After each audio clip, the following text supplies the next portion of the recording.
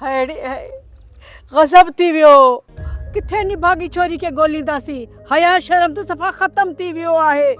ना कोई कंहिंजो कोन्हे कीअं त हली वई। हाणे छा कयूं अल्लाह साईं। किथे ॻोल्हींदासीं ये तो मोको माण्हू खिलंदा असां ते।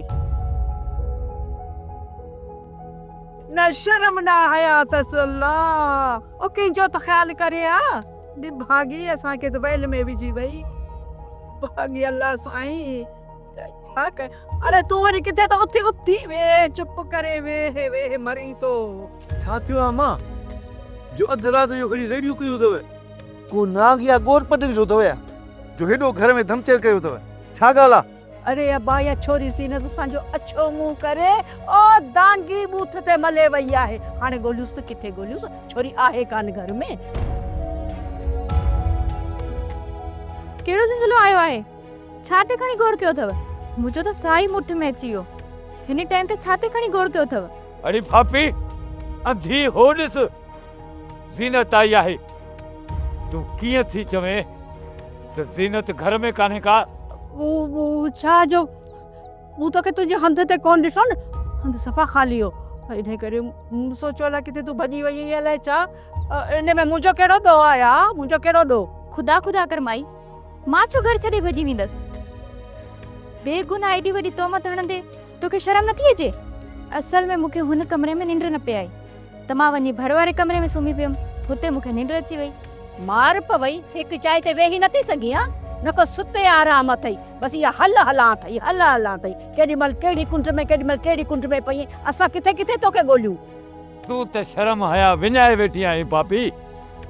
तोखे हिन घर जी मौसूम न्याणीअ ते इल्ज़ाम हणंदे शर्म नथो अचे?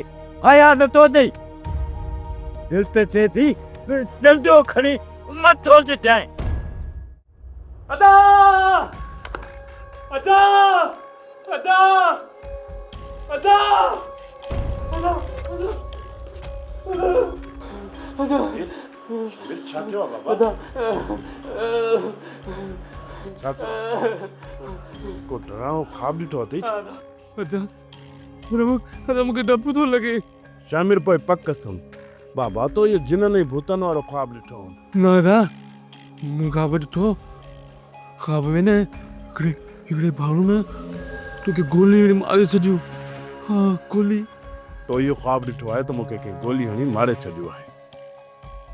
शामिर तूं चरियो थी वियो आहीं छा? कंहिंमें ताक़त आहे तो मूंखे गोली हणी सघे। अदा हुनजी कोन तूं के छोकिरी सां रस्ते में विड़ी पियो न। सोप सीरियल वेरन जी वस्ती तमाम एपिसोड्स ॾिसो HD क्वालिटीअ में। विजिट करियो असांजो YouTube channel Sindh TV HD drama. Subscribe कयो असांजो official YouTube channel Sindh TV HD drama ऐं वधीक अपडेट लाइ बेल आइकन खे क्लिक करियो।